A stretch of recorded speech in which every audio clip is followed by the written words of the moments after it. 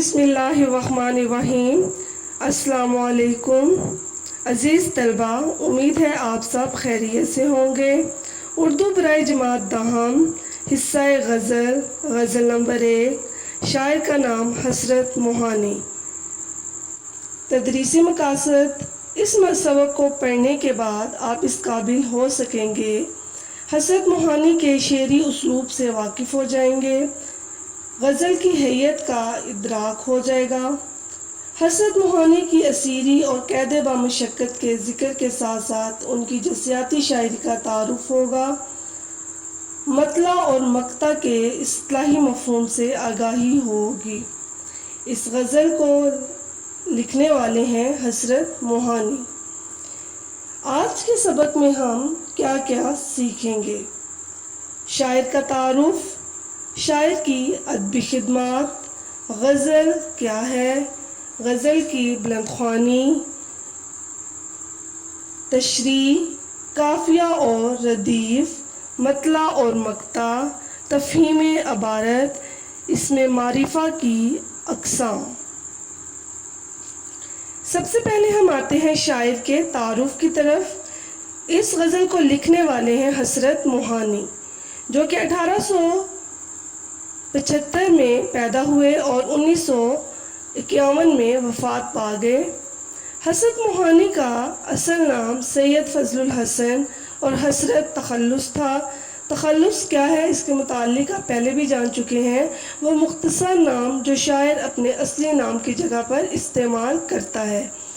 آپ نے اردو معلیٰ کے نام سے ایک ادبی رسالہ لکھا، لیکن آپ کی باغیانہ تحریروں کی وجہ سے انگریز حکومت نے یہ رسالہ بند کر دیا۔ حسرت موہانی تحریک آزادی کے اہم رہنما تھے، جس کی وجہ سے ان کو قید بامشقت کی تکالیف بھی برداشت کرنا پڑی۔ حسرت موہانی بنیادی طور پر غزل کے شاعر ہیں، اس لیے انہیں رئیس المتغزلین بھی کہا گیا ہے۔ حسرت اعلیٰ پائے کے غزل گو ہونے کے ساتھ ساتھ انتقاد ادبیات میں بھی دسترس رکھتے تھے۔ انہوں نے دیوان غالب کی شرح بھی لکھی۔ ان کی تصانیف میں نکات سخن، انتخاب سخن، مشاہدات زندان، کلیات حسرت موہانی اور انتخاب اردو معلیٰ شامل ہیں۔ حسرت موہانی کی ادبی خدمات: حسرت موہانی اردو غزل گوئی کی تاریخ میں ایک ممتاز حیثیت رکھتے تھے۔ اردو شاعری کے ارتقاء میں ان کی اہمیت بہت زیادہ ہے۔ ان کے خیال اور انداز بیاں میں شخصی اور روایتی عناصر کی آمیزش ہے۔ حسرت موہانی کی تذکرہ نگاری کا انداز سب سے مختلف ہے۔ حسرت نے سادہ زندگی گزارتے ہوئے دنیا میں جو نام پیدا کیا، وہ بہت کم لوگوں کو نصیب ہو سکا۔ ان کی اسی خصوصیت نے انہیں سید الاحرار اور تحریک آزادی کے عظیم رہنما ہونے کا اعزاز بخشا۔ غزل کیا ہے؟ غزل اردو شاعری کی مقبول ترین صنف سخن ہے۔ غزل توازن میں لکھی جاتی ہے اور یہ ہم قافیہ و بحر ہوتی ہے۔ غزل کا پہلا شعر مطلع ہوتا ہے، جس کے دونوں مصرعے ہم بحر اور ہم قافیہ و ردیف ہوتے ہیں۔ غزل کا آخری شعر مقطع کہلاتا ہے، لیکن شرط یہ ہے کہ اگر شاعر اس میں اپنا تخلص استعمال کرے۔ اگر شاعر اس میں اپنا تخلص استعمال نہ کرے تو وہ شعری کہلائے گا۔ غزل کی بلند خوانی: مصیبت بھی راحت فضا ہو گئی ہے، تیری آرزو رہنما ہو گئی ہے، یہ وہ راستہ ہے دیار وفا کا، جہاں باد سرسر صبا ہو گئی ہے، میں درماندہ اس بارگاہ عطا کا، گناہ گار ہوں ایک خطا ہو گئی ہے، تیرے رتبہ دانے محبت کی حالت، تیرے شوق میں کیا سے کیا ہو گئی ہے، پہنچ جائیں گے انتہا کو بھی حسرت، جب اس راہ کی ابتدا ہو گئی ہے۔ یہ غزل کلیات حسرت موہانی سے لی گئی ہے۔ غزل کے مشکل الفاظ کے معنی: راحت فضا، خوشی کو بڑھانا، دیار وفا، محبت کی گلی، باد سرسر آندھی، صبا ٹھنڈی ہوا، درماندہ قافلے سے بچھڑا ہوا، بارگاہ عطا اللہ کا دربار۔ غزل کی آسان تشریح: مصیبت بھی راحت فضا ہو گئی ہے، تیری آرزو رہنما ہو گئی ہے۔ حسرت موہانی کی شاعری میں تغزل جا بجا نظر آتا ہے۔ انہوں نے انگریزوں کے خلاف جاری آزادی کی تحریک میں بھرپور حصہ لیا، جس کی وجہ سے انہیں قید و بند کی صعوبتیں بھی برداشت کرنا پڑیں، لیکن انہوں نے دوران قید بھی شاعری جاری رکھی۔ اس شعر میں وہ کہتے ہیں کہ میں نے مصیبت و تکلیف کو حوصلے سے برداشت کیا۔ شاعر اللہ تعالیٰ سے پر امید ہیں اور کہتے ہیں کہ اگر میری جان بھی چلی گئی تو میرے دل میں اللہ کی ذات سے ملنے کی جو خواہش ہے وہ بھی پوری ہو جائے گی۔ شعر نمبر 2: یہ وہ راستہ ہے دیار وفا کا، جہاں باد سرسر صبا ہو گئی ہے۔ تشریح: اس شعر میں شاعر اللہ تعالیٰ سے ملنے کی اپنی سچی لگن اور سچی تڑپ کا اظہار کرتے ہوئے کہہ رہا ہے کہ محبوب کے گھر تک جانے والا راستہ کتنا ہی دشواریوں سے بھرا ہو، لیکن دل کی سچی لگن ہر طرح کی رکاوٹیں عبور کر کے منزل تک پہنچا دیتی ہے۔ شاعر نے اپنے مصائب کو خندہ پیشانی سے قبول کر لیا ہے اور وہ کہتا ہے، مخالفین کی طرف سے ملنے والی تکالیف اور پریشانیاں اب اس کے لیے راحت اور آرام کا باعث بن چکی ہیں۔ مجھے تیز آندھی بھی ٹھنڈی ہوا معلوم ہوتی ہے، یعنی دنیا کی مصیبتیں بھی میرے لیے خوشی کا باعث ہیں۔ شعر نمبر 3: میں درماندہ اس بارگاہ عطا کا، گناہگار ہوں ایک خطا ہو گئی ہے۔ تشریح: شاعر نے اس شعر میں حضرت آدم علیہ السلام کے جنت سے نکالے جانے والے واقعے کی طرف اشارہ کیا ہے۔ جب اللہ نے حضرت آدم علیہ السلام کو پیدا کیا اور ان کو جنت میں بھیج دیا اور کہا، جو چیز چاہے کھاؤ لیکن اس درخت کا پھل نہ کھانا، لیکن جب حضرت آدم علیہ السلام نے شیطان کے بہکاوے میں اس درخت کا پھل کھا لیا اور حکم عدولی کی پاداش میں انہیں جنت سے نکال دیا گیا، تو شاعر کہتے ہیں کہ دنیا میں کوئی بھی انسان یہ نہیں چاہتا کہ اسے کسی قسم کی کوئی تکلیف پہنچے۔ وہ کہتا ہے کہ شاید مجھ سے کوئی غلطی ہو گئی ہے اور میں قافلے سے بچھڑ کر علیحدہ ہو گیا ہوں۔ میں اس غلطی کی تلافی کر کے اللہ تعالیٰ کے حکم پر چل کر اسی مقام پر پہنچنا چاہتا ہوں، وہی میرا اصل مقام ہے۔ شعر نمبر 4: تیرے رتبہ دانے محبت کی حالت، تیرے شوق میں کیا سے کیا ہو گئی ہے۔ تشریح: اس شعر میں شاعر نے اللہ تعالیٰ سے محبت کی قدر و قیمت جان لی ہے اور اس کی محبت کے بلند مرتبے کو پہچان گیا ہے۔ شاعر کہتا ہے کہ میں اللہ کا شکر گزار بندہ ہوں اور اللہ کی رضا پر راضی ہوں۔ اس شعر میں شاعر نے اللہ تعالیٰ کے ساتھ اپنے انتہائی زیادہ تعلق کو بڑی چاہت و تڑپ سے بیان کیا ہے۔ شاعر کہتا ہے، میں اللہ سے بہت محبت رکھتا ہوں کیونکہ میں اس کا بندہ ہوں۔ انسان جس سے محبت کرتا ہے اس سے ملنے کی خواہش وہ اپنے دل میں رکھتا ہے۔ میں بھی اللہ سے ملاقات کا شوق رکھتا ہوں۔ اس شوق میں ہر دم یہی آرزو کرتا ہوں کہ رب تعالیٰ کا دیدار ہو جائے۔ شعر نمبر 5: پہنچ جائیں گے انتہا کو بھی حسرت جب اس راہ کی ابتدا ہو گئی ہے۔ تشریح: اس شعر میں شاعر نے انسانی زندگی کا فلسفہ بیان کیا ہے۔ جو کوئی انسان اس دنیا میں آتا ہے، ہر کسی کا ایک مقصد ہوتا ہے۔ شاعر اپنے مقصد کے حصول کے لیے پر امید ہے۔ وہ کہتا ہے کہ جلد ہی مجھے اپنی منزل مل جائے گی کیونکہ میرے سفر کا آغاز ہو چکا ہے۔ حضرت کہتے ہیں، ہم ایک خاص وقت کے لیے اس دنیا میں قیام کرتے ہیں۔ ہم نے اللہ تعالیٰ سے واپسی کا وعدہ کیا ہوا ہے۔ انسان کی پیدائش کے ساتھ یہ وقت کم ہونا شروع ہو جاتا ہے۔ کم ہوتے ہوتے آخر یہ سفر ختم ہو جاتا ہے اور زندگی کا سفر تمام ہو جاتا ہے۔ بقول شاعر، چلے تو کٹ ہی جائے گا سفر آہستہ آہستہ، ہم اس کے پاس جاتے تھے مگر آہستہ آہستہ۔ یہ تو تھی غزل کی تشریح۔ غزل کے مشقی سوالات کے حل پر ایک مختصر سی نظر ڈال لیتے ہیں۔ شاعر کے ہاں مصیبت کے راحت فضا ہونے کی کیا وجہ ہے؟ سوالات کے جوابات ہیں صفحہ نمبر 149 پر۔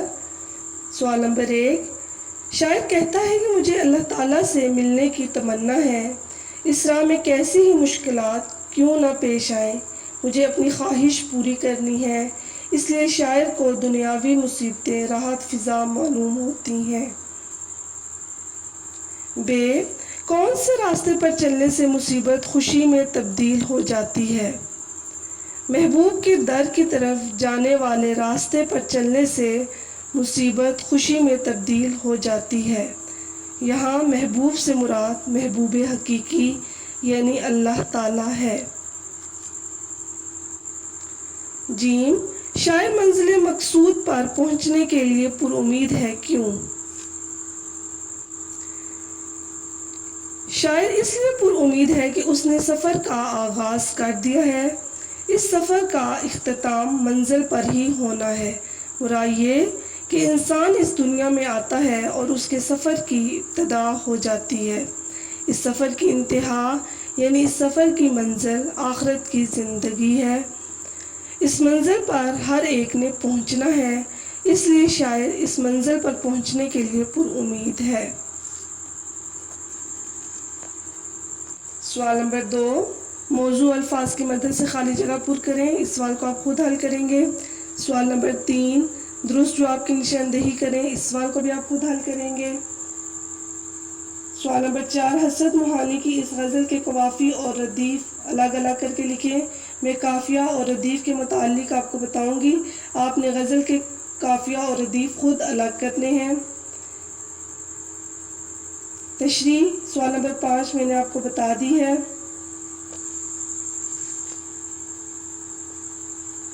الفاظ اور تراکیب کا مفہوم واضح کریں۔ غزل کے شروع میں تشریح سے پہلے جو ہے وہ آپ کو ان کا بتا دیا گیا تھا مفہوم۔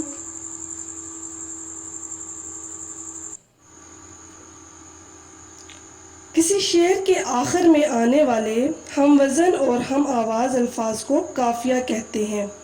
ہم نے قافیہ اور ردیف کے متعلق پچھلی جماعتوں میں بھی پڑھا ہوا ہے۔ دوبارہ اس کے متعلق بتا دیتی ہوں کہ کسی شعر کے آخر میں آنے والے ہم وزن اور ہم آواز الفاظ قافیہ کہلاتے ہیں۔ ایک شعر ہے، نظام آسمانی ہے اسی کی حکمرانی سے، بہار جاودانی ہے اسی کی باغبانی سے۔ تو اس شعر میں حکمرانی اور باغبانی ہم آواز الفاظ ہیں جن کو ہم قافیہ بھی کہتے ہیں۔ ردیف کیا ہے؟ کسی شعر میں قافیے کے بعد آنے والے ایک جیسے لفظ یا ایک جیسے الفاظ ردیف کہلاتے ہیں۔ جو غزل آج ہم نے پڑھی اس میں ہو گئی ہے ردیف ہے۔ شعر کچھ اس طرح ہے، مصیبت بھی راحت فضا ہو گئی ہے، تیری آرزو رہنما ہو گئی ہے۔ تو ردیف کے متعلق ہم نے پڑھا تھا کہ قافیے کے بعد آنے والے ایک جیسے لفظ یا ایک جیسے الفاظ ردیف کہلاتے ہیں۔ مطلع اور مقطع کیا ہے؟ مطلع اس کے معنی طلوع ہونے کی جگہ کے ہیں۔ اصطلاح میں کسی غزل یا قصیدے کے پہلے شعر کو مطلع کہا جاتا ہے۔ اس کے دونوں مصرعے ہم قافیہ اور ہم ردیف ہوتے ہیں۔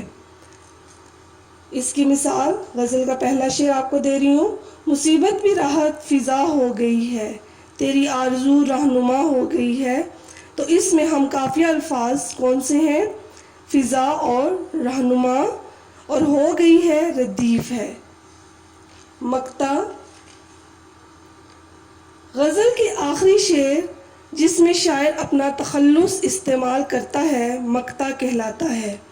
اگر تخلص موجود نہ ہو تو وہ شعر مقطع نہیں ہوگا۔ ناصر کاظمی کی غزل کا مقطع ہے: وقت اچھا بھی آئے گا ناصر، غم نہ کر زندگی پڑی ہے ابھی۔ تو اس میں ناصر کاظمی نے اپنا نام مختصر استعمال کیا ہے اور یہ مقطع ہے۔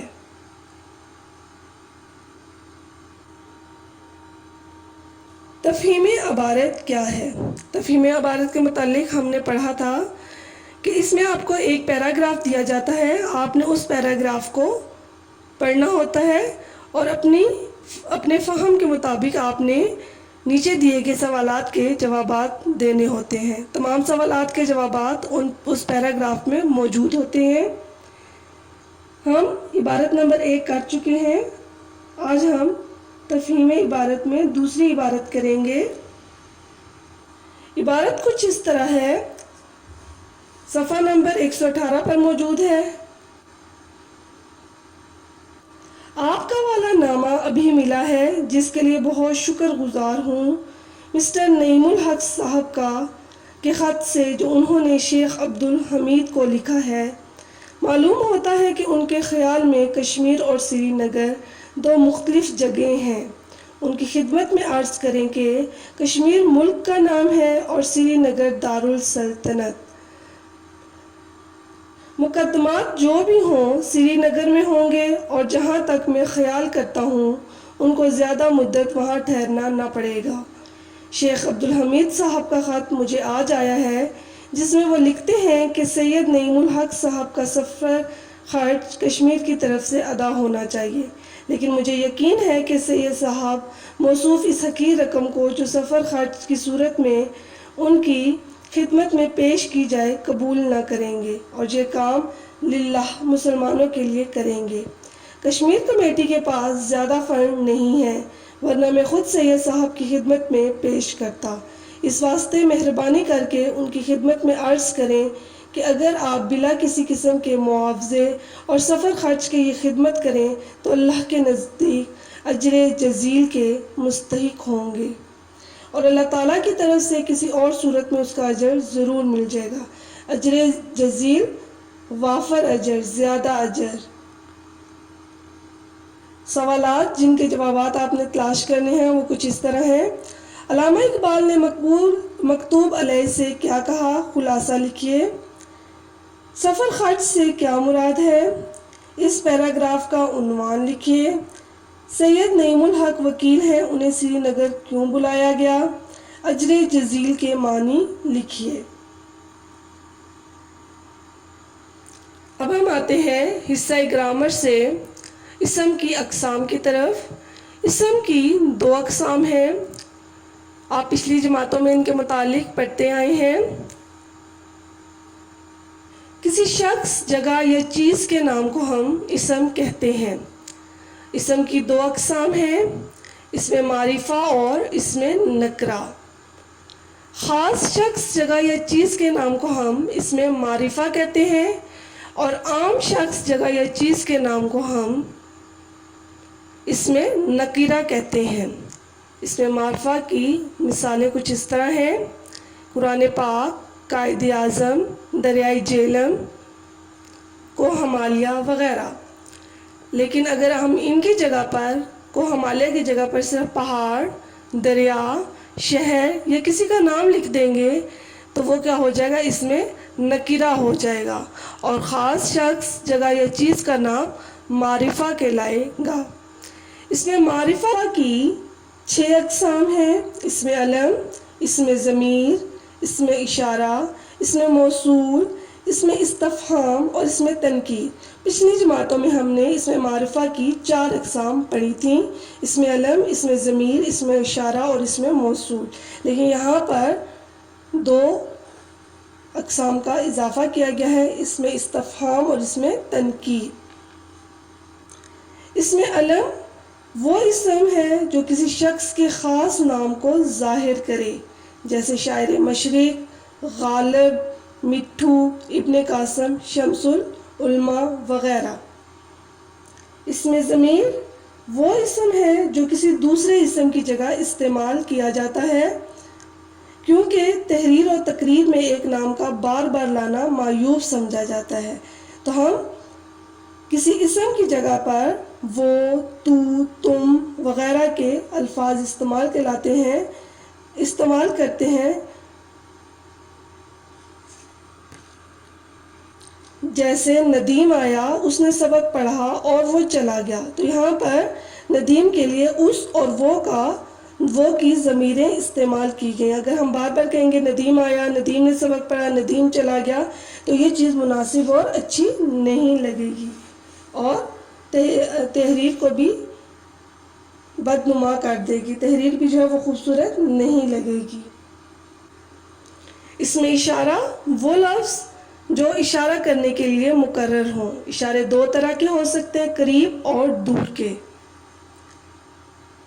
اس لیے اس میں اشارہ کی 2 اقسام ہیں، اس میں اشارہ قریب اور اس میں اشارہ بعید۔ اس میں موصول کیا ہے؟ اس میں موصول وہ اسم جسے کسی جملے کے ساتھ لگائے بغیر اس کے معنی سمجھ میں نہ آئے، وہ یہ ہیں جیسے جو، کوئی، جس، جسے، جنہوں، جنہیں وغیرہ۔ اس میں استفہام بات پوچھنے یا سمجھنے کو کہتے ہیں، اس کے لیے کون، کس، کن، کیسا، کتنا وغیرہ کے الفاظ استعمال ہوتے ہیں۔